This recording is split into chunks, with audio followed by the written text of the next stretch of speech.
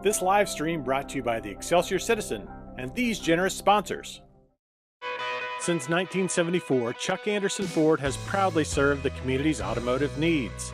From new and pre-owned vehicles to parts and service, they've been there in the past and they'll be there in the future.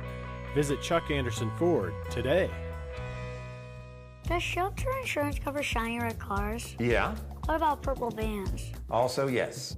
Monster trucks? What's going on, son? From shiny red cars to purple minivans, you can count on Shelter's local agents to help you protect what matters most. Our Excelsior Springs Hospital, where better care is right in your backyard.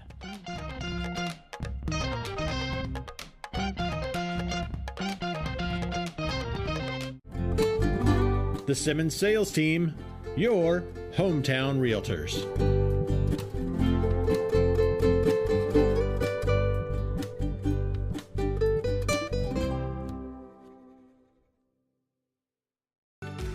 Whether we're talking about our dedication to preventing and restoring power outages, our pursuit of safety, or providing the best member experience possible, we are relentless in serving our communities. Find out how you can advertise with Excelsior Springs' #1 community resource. Visit excelsiorcitizen.com today. It's a good color. Recording in progress. Thank you. You're going to take off. Good evening. My name is Sonia Morgan. I'm your mayor. I'm going to call the open meeting of the council for May 18th, 2026 to order. We are going to have our opening this evening by Pastor Matt Trex of Episcopal Baptist Church. Pastor. Would you pray with me? Heavenly Father, we come before you today humbly seeking your wisdom and discernment. Lord, we want to give you glory and honor in all the decisions we make in the administration of this city. And I pray that you would guide us today in your Holy Spirit. We pray these things in Jesus' name. Amen. Amen.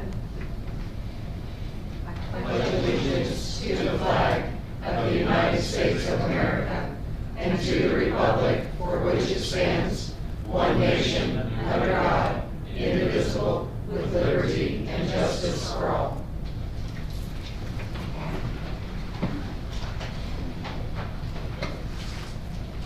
Shannon, could we have roll call, please? Councilman Spawn? Yes. Councilman McGovern? Present. Councilman Spear? Mayor Pro Tem St. John? Yes. Mayor Morgan? Yes. Are there any visitors here this evening that would like to address the council on an issue that is not on the agenda? Yes, could you come to the podium, give us your name and your address, please? Hi, my name is Karen Lambing. I live at 1715 Aspen Lane here in town. My husband Joe is here too. We've lived here since 2017 and we love the community, but there's something that we thought we should bring to your attention.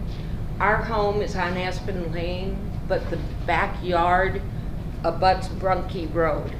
And there's a real problem with that road, is that it's deteriorating on our property line. We have roughly 100 feet of property line on Brunke Road. Ours, if you go down Brunke Road, ours is the only home that has a steep culvert by the road. And the road is actually cracking and falling away. I brought an example of just many pieces of the road in my culvert. It cracks and then it just drops off. Brunke Road has experienced more traffic because some of the older residents have moved. Young families with kids who are driving are going up and down the road. We have a lot of kids that walk on the road. They cut through our yard and go to other roads in back of us. If you step just the right way where there's a crack, sometimes your foot will actually push a piece off. I brought some pictures also to show you Do you mind if I give it to you guys to see, or should I just leave it? We're gonna give it all to Chad before. Yeah, now I think I talked to Chad, he came out, we thought about possibly putting like a steel culvert thing in and filling it, and we got pricing and it was astronomical for us to do. And even the gentleman said, well, this isn't really your property, this is an easement, because like our water lines go through there and stuff is buried underneath the culvert. But we just wanted to make you aware that this road, once one crack cracks, it falls off, another crack forms, and then it starts loosening up. And like I said, the other property lines that meet Brunke Road, they have soil level with the road that it cracks, but nothing happens to it. It just stays there. So I just wanted to make you guys aware of that. Thank you, I appreciate it. Okay, thanks. I'll clean up my crumbs here. What is your address? 1715 Aspen Lane. Thank you. Yeah, You did sign it, didn't you? I did, yes. Okay, well, thank you. So much. You're welcome. Is there anyone else who would like to address the council this evening? If not, I would entertain a motion to approve the minutes of the regular city council meeting of May 4th, 2026. Make a motion to approve the minutes of the regular city council meeting of May 4th, 2026. Second. Okay, a motion and a second. Roll call, Shannon. Councilman Spawn, Yes. Councilman McGovern, Yes. Mayor Pro Tem St. John, Yes. Mayor Morgan. Yes. Do I have a motion to approve the consideration of agenda? I make a motion to approve the agenda as presented. Second. Thank you. Shannon, roll call. Councilman McGovern, Yes. Councilman Spawn, Yes. Mayor Pro Tem St. John, Yes. Mayor Morgan. Yes. We have a proclamation this evening. May is Mental Health Awareness Month, and I believe that we have Brenda Wilsbach from the hospital with us to receive it.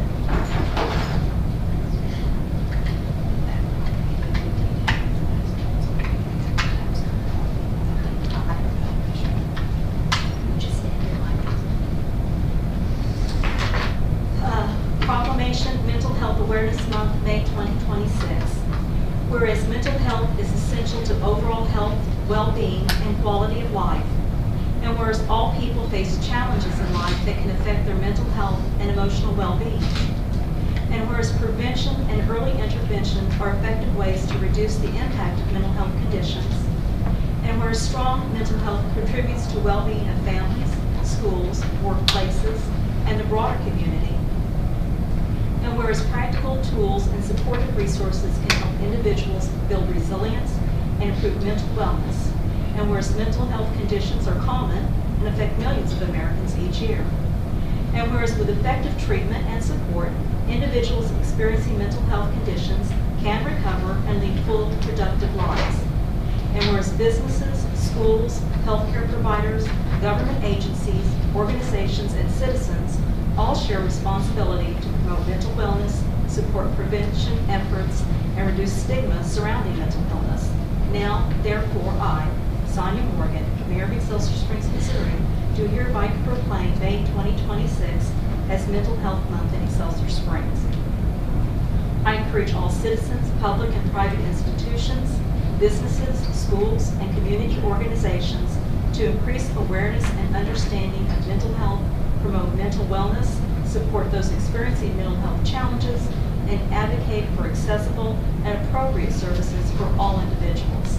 Together, we can help reduce stigma and foster a more compassionate and supportive community. In witness whereof, I appear to set my hand this 18th day of May, 2026. Thank you so much. You're welcome. I'm so honored.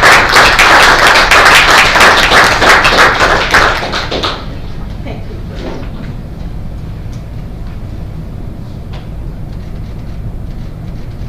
Gotcha.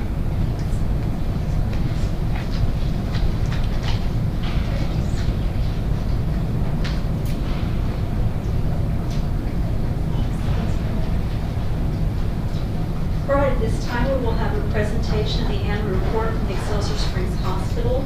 Kristen D. Hart, our hospital CEO, will give us our report.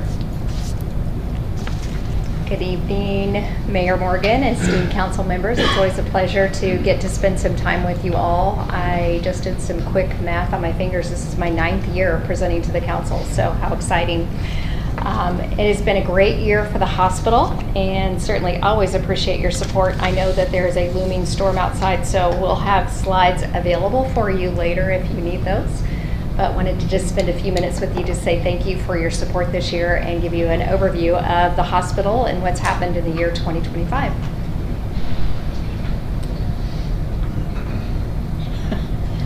Susan, I broke it. Just kidding. Okay, I see. Got it? Here we go. Our year has tested us this year, but also strengthened us, clarified our path, and reaffirmed why we are here. And we are here growing and continuing to build a stronger future for the community that we serve and that we love. Thank you especially to our mayor and council for this amazing governance team that I get to work with every single day. Our hospital board of trustees, Tim Pence is here with me tonight as the president of our organization.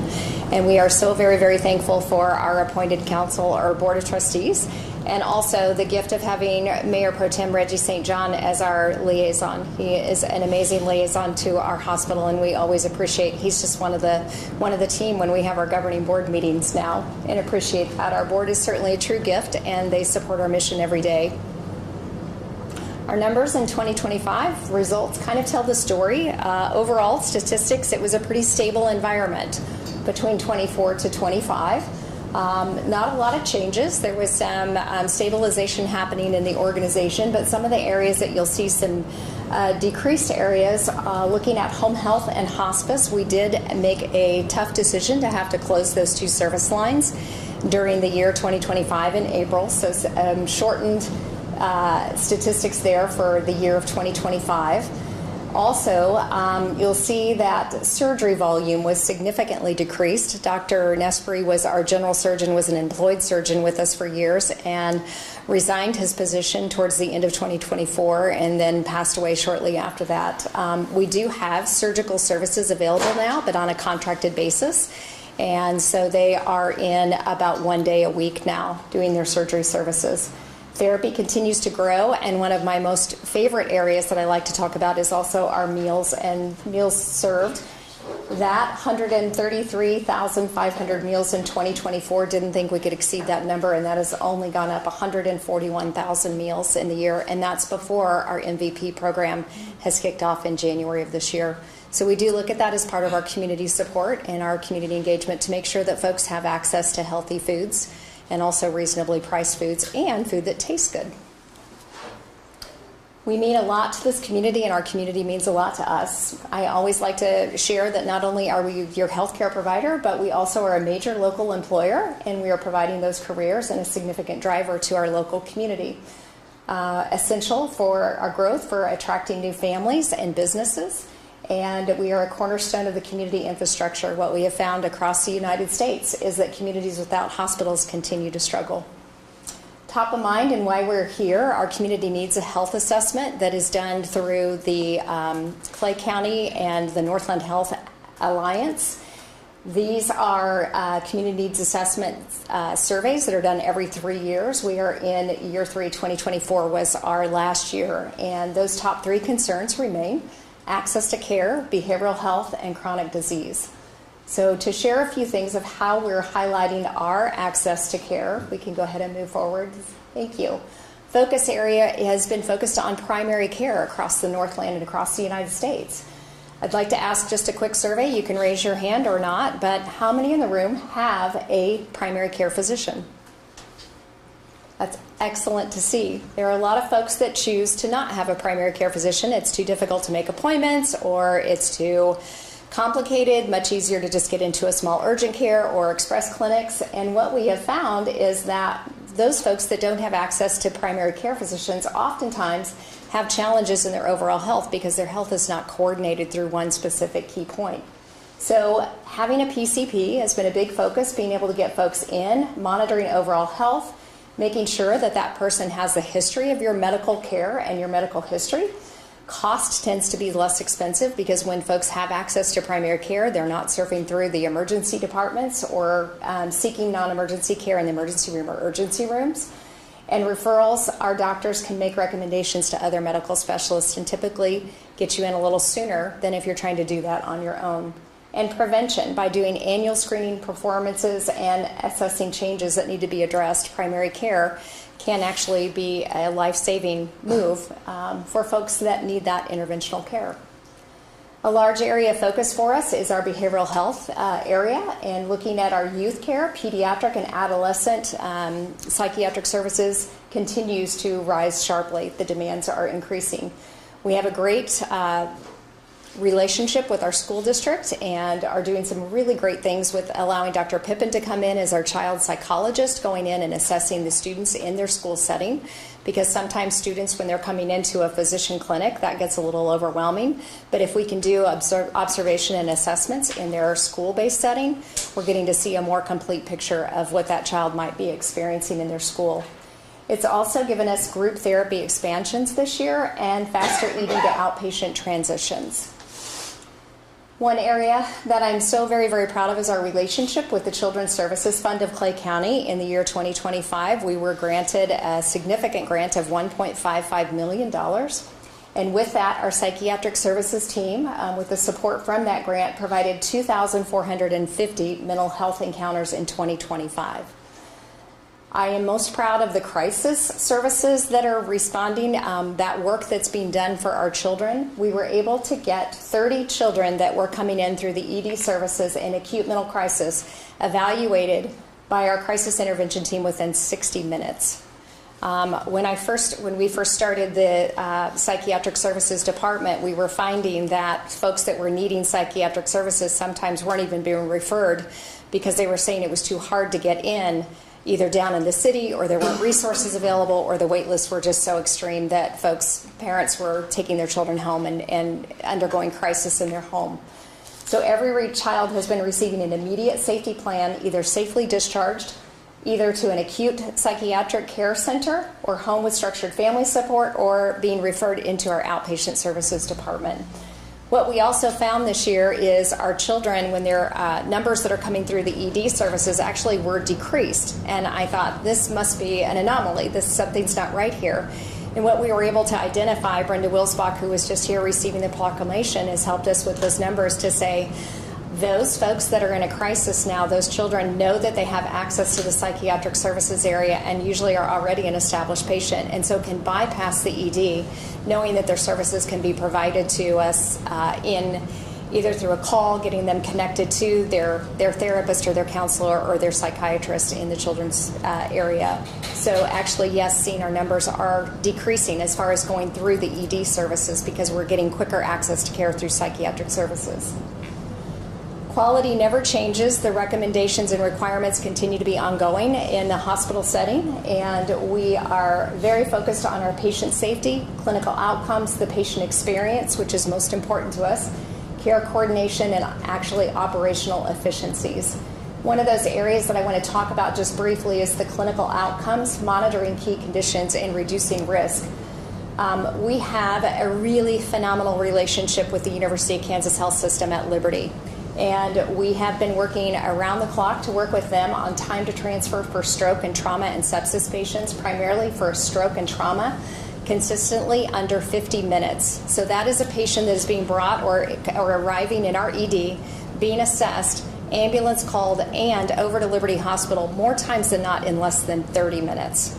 So getting consistent, quick care in our ED, transferring through our EMS services down to Liberty, and that Liberty team has accepted 100% of our patients. They know how important it is and how access to care is so timely and so critically important. Building financial resilience is exactly what we have to do. We are a community-based care, and we are an asset of Excelsior Springs. You own us, and it is a prioritization for long-term stability over any short term. We answer to you, and we want to make sure that we're being fiduciously responsible and here for the long run. We were finally able to get our audited financial overview for fiscal year 2024. And the audit was, I have to look this up because they've changed what this is called. It is called now an unmodified opinion, which is a really nice word for saying a clean audit. And we're very, very excited to be able to present that. As you can see, just quickly on the top row there, our operating revenues continue to increase year over year, and they will also increase in 2025 as the next slide shows. And our operating expenses, our auditors were most impressed that while revenues increase, and in the world of healthcare with expenses increasing, we actually saw a decrease in our expenses. So we're being fiscally responsible to make sure that we are not wasting supplies. We're going and looking through GPOs to make sure that we're getting the best supply costs that we possibly can. And at the end of the year 2024, a net position of almost $5.6 million. This is our fiscal year 2025. Again, our fiscal year, remember, ends in September of 2025, and this is unaudited. We are expecting our audited results to be back within the next 2 months, hopefully by the end of June. Again, as you can see, gross revenues significantly improving year over year. Programming continues to come up, but also there are some bad debt and some patient deductions happening there. So these are folks that are starting to see the frequency more and more of self-pay patients not able to pay their medical bills, looking at write-offs that are happening, and bad debt as claims are going to uncollectible amounts. So a huge focus for us moving forward is making sure that as we are billing for services, making sure that we're giving opportunities for our patients to be able to have access, to be able to have help to pay their bills, financial counseling, and follow through on appropriate coding and billing structures in place. Key sustainability, this doesn't change year over year. We always want to make sure first that payroll and benefits for staff and contracted physicians are funded first. We're having vendor discussions and continuing to have those discussions. Does your vendor really need to be paid in 4 days, or can we have 14 days? And we get some of our collections in and be able to utilize those funds to get vendors paid. Short-term financial options are very limited to us as a government entity. We have very few lines of credit that we can tap into, and we do thank our city. You all have came to our rescue several times in the last few years. But also on that long-term sustainability, it is rough to be in healthcare in this day and age, and looking at all kinds of expense controls, service line accountabilities, and really that revenue cycle piece, which is everything from the front desk of being admitted into the hospital, your bill, your coding, all of this stuff that happens clear down to the end of being able to collect that cash is called that revenue cycle. We are so proud of our community and the work that we do, and our team loves being a part of the community. So we'll just breeze through some of these. Our collaborations and our partnerships, we are nothing without our community, and we know that. And those are our resources, a few slides up there of folks that are important to us, and our community and clinical partnerships that help us to champion patient successes. I like this being the spider web of all the different things that we're reaching out and the touches that we have across our community and across the Northland. Our workforce and culture, we have a relatively new employee that joined our organization. Last week was Hospital Week, National Hospital Week, and Addison is our Director of Inpatient Services and our ED, and he said, I can tell you I have never had so much fun working. It's hard work, but it is such an amazing place to work. And I told him it's just because we served mashed potatoes at the lunch, and he loves mashed potatoes. But no, overall, it is a great organization. We focus so much on our culture, and folks that come just say, I cannot believe how amazing this organization is to work for. So we can do nothing without our family and of our worker bees. I wanted to highlight quickly the challenges of our future in sustaining health in an increasingly challenging environment. There is our CFO, Matt Unch, uses the term noise. There is so much noise in our world today. And just an example, I don't get into the politics of the above or below or what anybody believes, but just back in January, we had a call that was made to us. Many of you know Julia Meese with our substance abuse-free environment. Julia reached out to me and said, all of our funding has been cut. We're not even sure that we're going to still be able to have access to our grant funding by tomorrow. And this was at about maybe noon or so, and I was writing a presentation for a Northland Health Alliance presentation to be had the next day.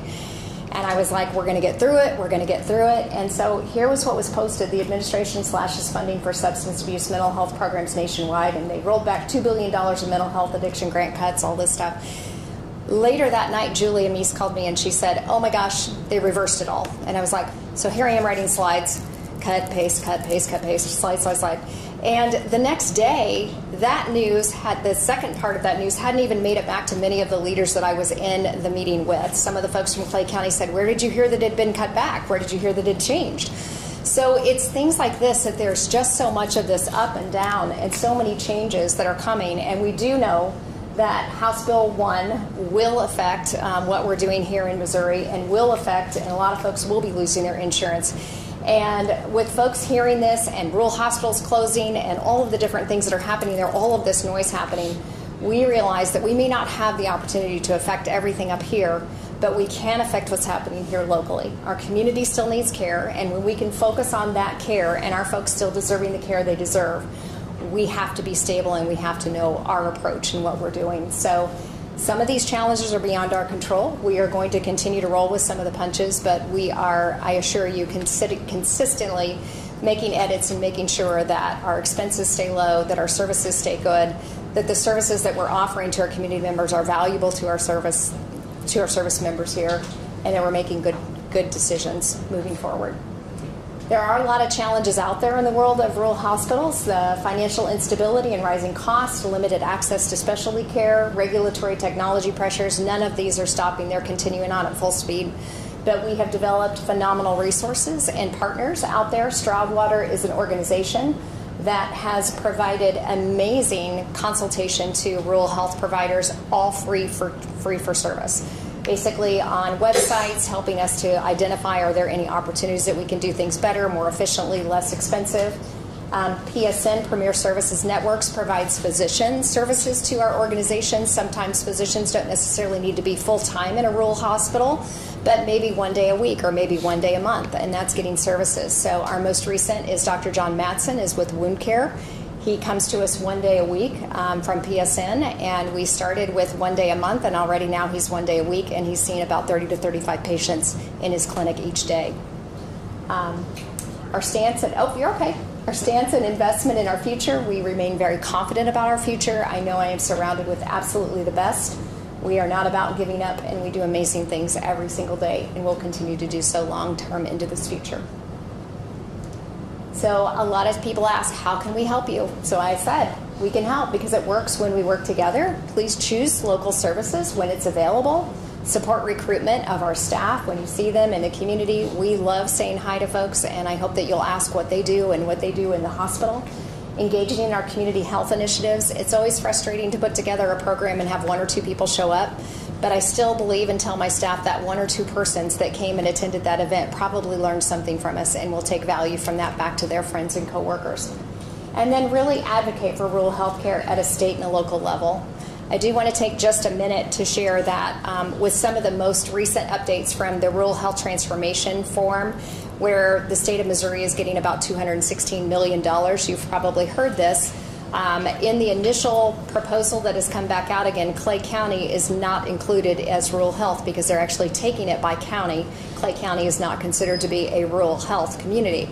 So our friends at Missouri Hospital Association are doing an amazing job for us, and what they have done is they have put Excelsior Springs Hospital with an asterisk and put out there that we are providing health care to a rural community, and we should be considered for access to some of those dollars. And my next 2 weeks will be writing a grant so that we will also be considered in that submission. That's not a given yet. There is still a possibility that they will still say, based on Clay County guidelines and because we are not considered a rural community, we may not have access to those funds, but we're going to give it our best. So I certainly do appreciate you all and your time. I'm happy to address any questions. I know I ran through that pretty quickly. Susan, thank you. It's probably best that she had access to the slides, kept me on task. Are there any questions? Wonderful presentation. Thank you so much. Thank you so much.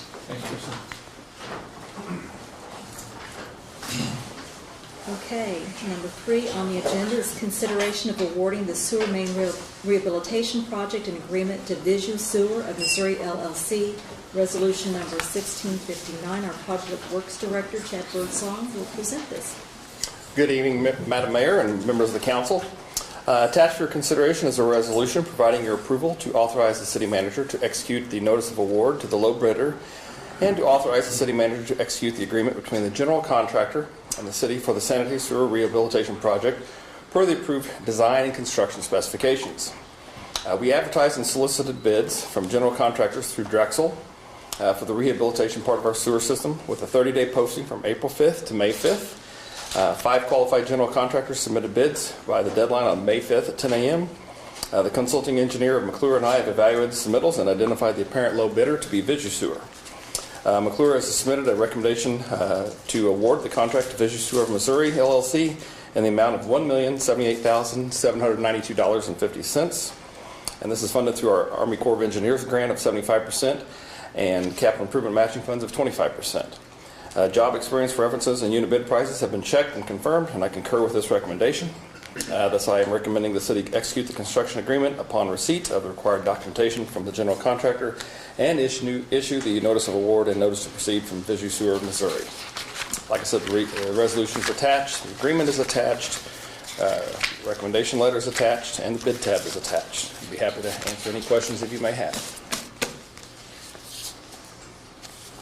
Are there any questions for Chad? If not, I would entertain a motion, a resolution awarding the bid for the sewer main rehabilitation project and approving an agreement with VisuSewer of Missouri LLC in the amount of $1,078,792.50. I make a motion to approve Resolution 1659, consideration of awarding the sewer main rehabilitation project and agreement to VisuSewer of Missouri, LLC. Do I have a second? Second. I have a motion and a second. Roll call, please. Shannon? Councilman McGovern? Yes. Councilman Spawn? Yes. Mayor Pro Tem St. John? Yes. Mayor Morgan? Yes. Thank you, Chad. Thank you. Appreciate it. Number 4, consideration of resolution supporting the application for Downtown Revitalization Community Development Block Grant, resolution number 1660. Who's presenting this? Madam Mayor, I am. All right. This is a resolution supporting the Downtown Revitalization Community Development Block Grant in the amount of $750,000 to apply for a grant that will assist downtown building property owners for the structural integrity and work to be done on buildings in our downtown that will help to help us with our tourism efforts as well as maintaining an outstanding downtown. Okay, we did have a public hearing on this earlier. Are there any questions? If not, I would entertain a motion for resolution number 1660, a resolution of support by the City Council of the City of Excelsior Springs, Missouri, authorizing the submission of an application for funding under the Missouri Community Development Block Grant Program Downtown Revitalization 2026 grant. I'd like to make a motion to approve resolution number 1660, consideration of resolution supporting the application for Downtown Revitalization Community Development Block. Second. I have a motion and a second. Roll call, please, Shannon.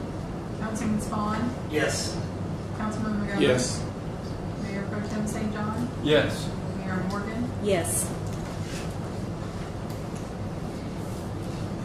Okay, number 5 is consideration of resolution supporting the application for a historic preservation fund construction grant for dehumidification improvements at the Hall of Waters, resolution number 1661. Mallory Brown, our Community Development Director, will present to us. Good evening, Mayor, members of the Council. I am applying for a grant. It's a Historic Preservation Fund grant that is administered by the Missouri State Historic Preservation Office. And this is the first year in many years that they've offered a construction grant. You can apply for up to $200,000, which I am doing so, and then there will be a match. The project is for dehumidification in the Hall of Waters building. All of the work will take place in the basement and on the mezzanine level and will not be visible at all to the public, so it will not impact the historic character of our building. Last week, the Historic Preservation Commission also approved a resolution of support. Both are required to complete the application for the grant.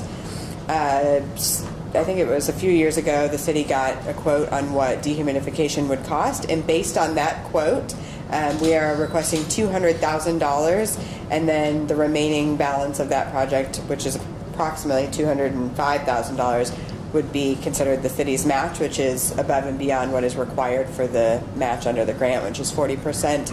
And then we ultimately will get quotes if we are awarded the grant and do proceed with that. So these numbers may fluctuate a little bit, but we do anticipate applying for the full $200,000 grant. I'm happy to answer any questions you might have. Are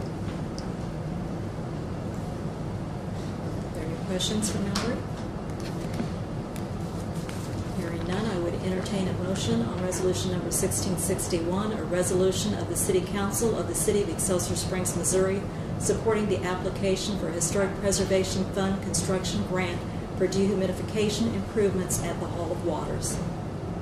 Move to approve Resolution 1661, consideration of a resolution supporting the application for a Historic Preservation Fund construction grant for dehumidification improvements at the Hall of Waters. Second. Okay, a motion and a second. Shannon, roll call. Councilman McGovern? Yes. Councilman Spawn? Yes. Mayor Pro Tem St. John? Yes. Mayor Morgan? Yes. Thank you, Mallory. Thank you for your Appreciate support. it. Okay, we have number 6, consideration of final plat and replat of Lot 41 of the West Springs subdivision and adjacent unplatted land, ordinance number 26-05-04. And presenting will be our planner, Joshua Garrett. Yes, thank you, Mayor and members of the council. This before you is an ordinance to accept the final plat for this property that's in the West Springs subdivision and in the adjacent unplatted property. This is kind of a unique scenario. Typically this would be something that is more of a lot split handled administratively, but given our code's requirement for any unplatted land to go through the full platting process, this is what the applicant has had to do to kind of reconfigure his property line. There are some other considerations that I've included in the staff report concerning traffic concerns and future development of the proposed West Springs second phase. This project would not negatively impact traffic and potentially positively impact future traffic and allow the development to continue as intended. The Planning Commission did unanimously recommend approval of the plat. I'm happy to answer any questions. Are there any questions from the council? If not, I would entertain a motion for ordinance number 26-05-04 to be taken to second reading, an ordinance approving a final plat for the replat of Lot 41 of the West Springs subdivision and adjacent unplanted land, a subdivision in the city of Excelsior Springs, Clay County, Missouri. I make a motion to take ordinance number 26-05-04, consideration of final plat and replat of Lot 41 of the West Springs subdivision and adjacent unplatted land to second reading. Second. Okay. Shannon, roll call, please. Councilman Spawn? Yes. Councilman McGovern? Yes. Mayor Pro Tem St. John? Yes. Mayor Morgan? Yes.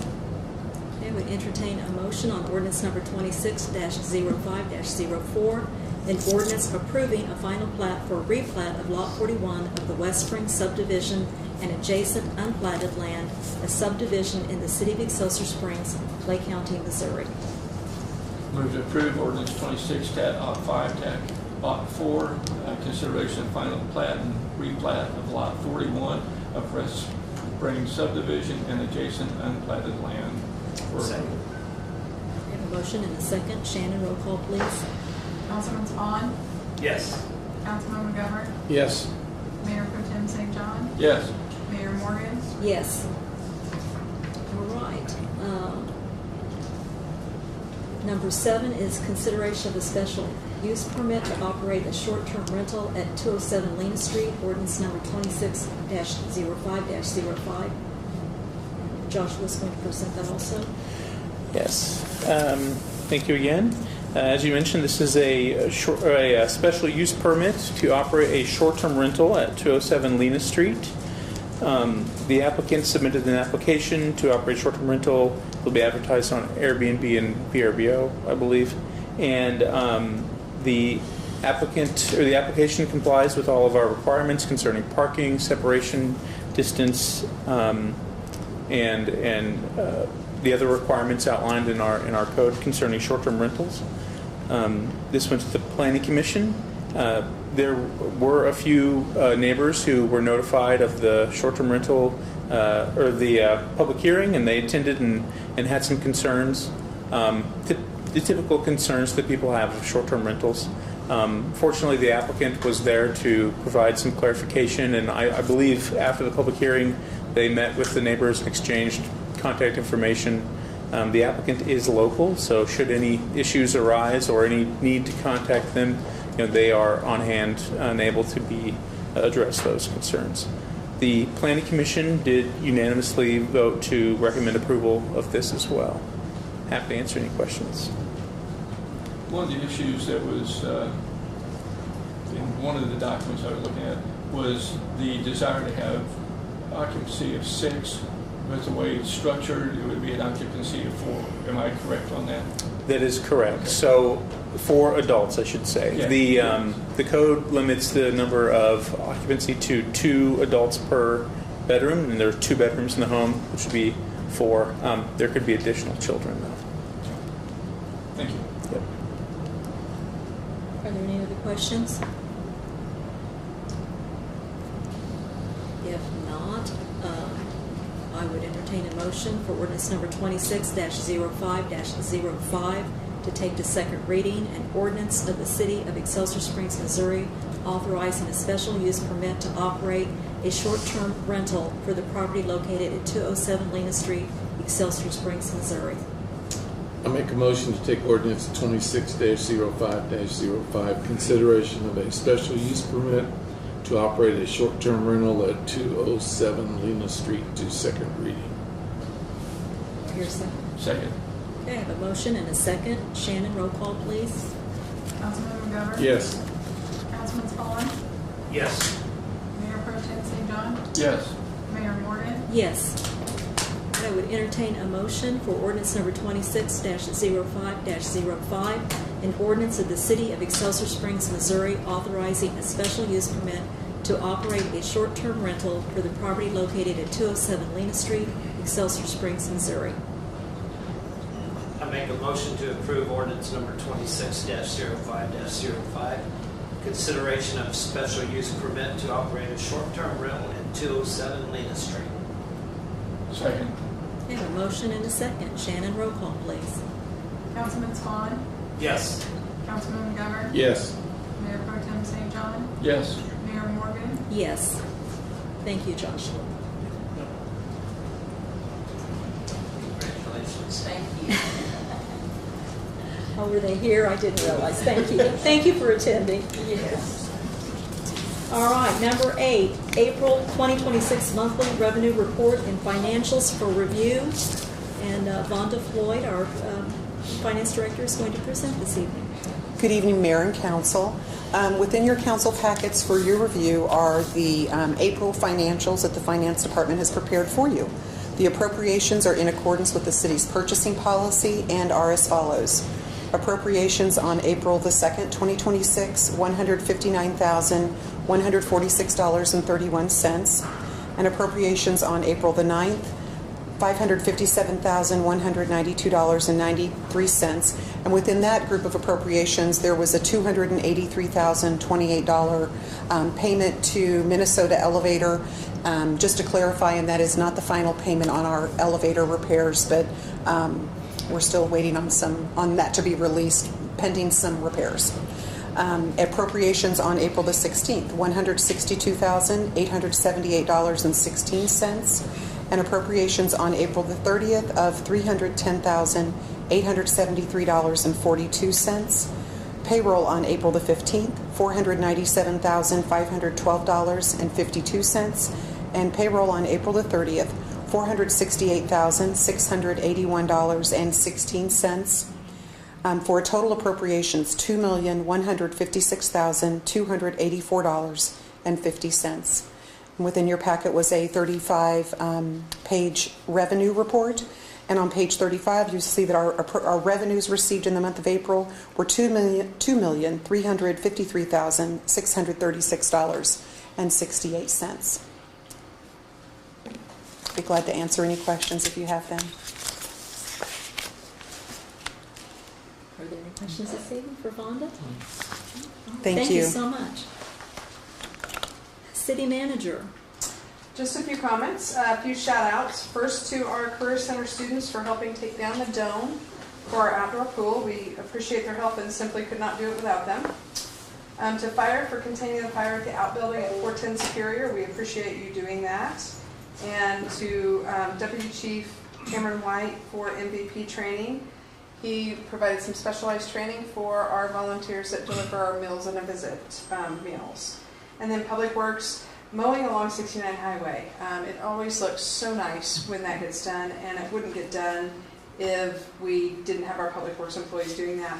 And then wanted to share an email that was passed along to me from an asset protections individual at Excelsior Springs Walmart. May 28th was going to be their last day, and they just sent a very nice note to our police department and said, "You have been an incredibly supportive group, and I can confidently say that you are the best police department I have ever partnered with in my career." Wow. So we really appreciate those very nice comments.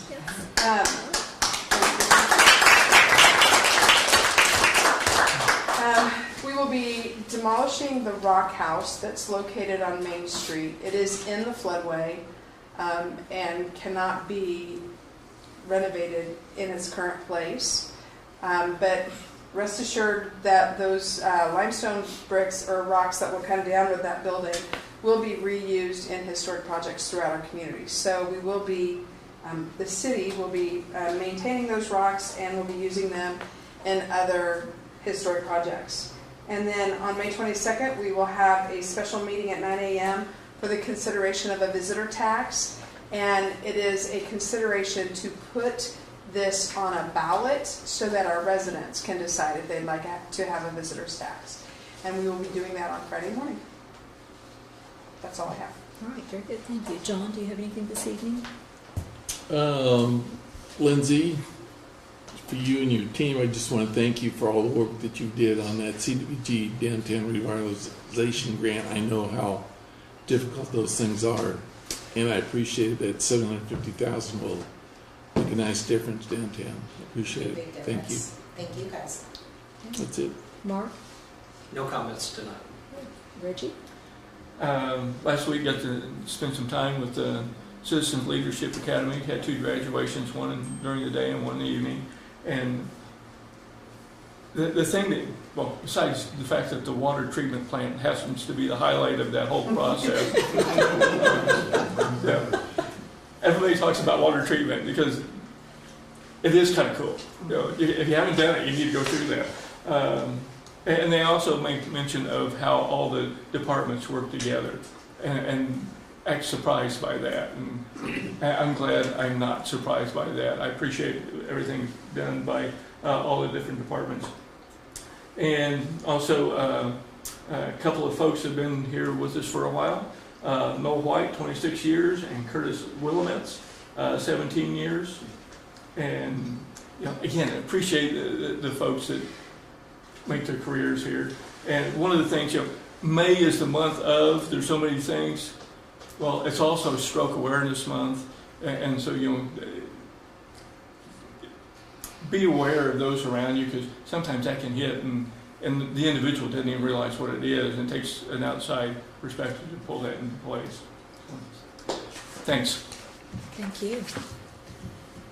All right, it was nice to have a couple from our community come and make us aware of a problem that exists in their neighborhood, and you know, we can perform better when we have that kind of feedback from our community. So I appreciate that. I don't have anything else. I would entertain a motion to close the meeting pursuant to section 610.021.2 RS Mo. I make a motion to go into closed session pursuant to the revised statutes of Missouri, chapter 610.021, paragraph 2. Second. We have a motion and second. Roll call, please, Shannon. Councilman Spahn? Yes. Councilman Miller? Yes. Mayor Pro Tem St. John? Yes. Mayor Morgan? Yes. Do I have a motion to adjourn? Motion to adjourn. Okay, I have a motion and a second. Roll call, Shannon. Councilman Spawn, Yes. Councilman McGovern, Yes. Mayor Pro Tem St. John, Yes. Mayor Morgan. Yes. Thank you all for attending this evening.